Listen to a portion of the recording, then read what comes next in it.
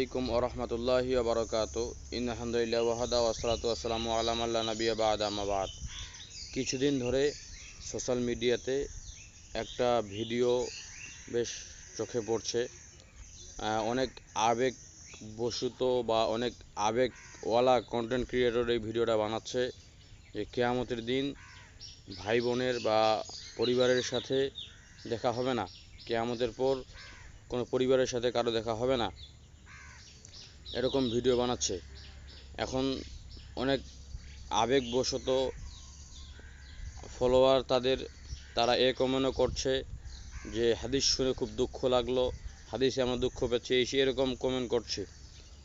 কিন্তু আসলে কি এটা বাস্তব? এ সম্পর্কে আল্লাহ সুবহানাহু ওয়া তাআলা কি বলছেন? সূরা আবাসার 34 থেকে 35 নম্বর আয়াত, ভাই তার ভাই থেকে পালায়ন করবে, ওয়া উম্মিহি ওয়া আবি, তার পিতামাতাও পালায়ন করবে। এটা কোন দিন? কিয়ামতের দিন, যেদিন বিচার হচ্ছে।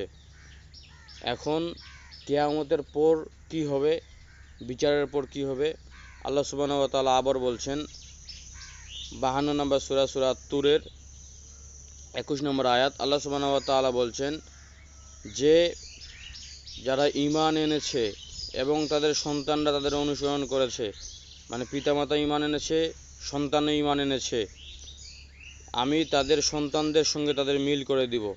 আল্লাহ নবী সাল্লাল্লাহু আলাইহি ওয়াসাল্লাম বলছেন, যখন মুমিনরা জান্নাতে প্রবেশ করবে সে তার পরিবারের জন্য আকুল হয়ে যাবে এবং আমি তাদেরকে, আল্লাহ সুবহানাহু ওয়া তাআলা বলছেন, মুহাম্মদ সাল্লাল্লাহু আলাইহি ওয়াসাল্লাম বলছেন, তারা এভাবে খুঁজতে খুঁজতে তাদের পরিবারের খোঁজ পেয়ে যাবে।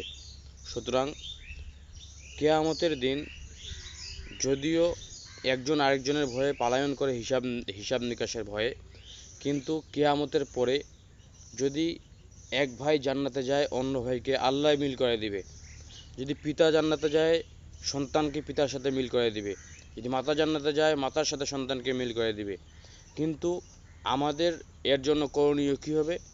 আমাদেরকেও যাতে জান্নাতে যেতে পারি, আমরাও যাতে জান্নাতে যেতে পারি, এরকম কিছু কার্যক্রম পরিচালনা করতে হবে। আমরা যদি শুধু ফেসবুকেই পোস্ট করে থাকি, ফেসবুক ইউটিউব নিয়েই পড়ে থাকি, তাহলে কিন্তু এটা আদৌ সম্ভব নয়। আমাদেরকে নিজেদেরকেও জান্নাতে যাওয়ার জন্য প্রচেষ্টা চালাতে হবে। আমাদের যারা মৃত্যুবরণ করেছে ভাই, যাদের মৃত্যুবরণ করেছে বাবা, যাদের মৃত্যুবরণ করেছে মাতা, এর জন্য দোয়া করতে হবে। জান্নাতে যাওয়ার যেগুলো আমল রয়েছে তা পরিচালনা করতে হবে এবং যারা মৃত্যুবরণ করেছে তাদের জন্য দোয়া করতে হবে। তাই আসুন আমরা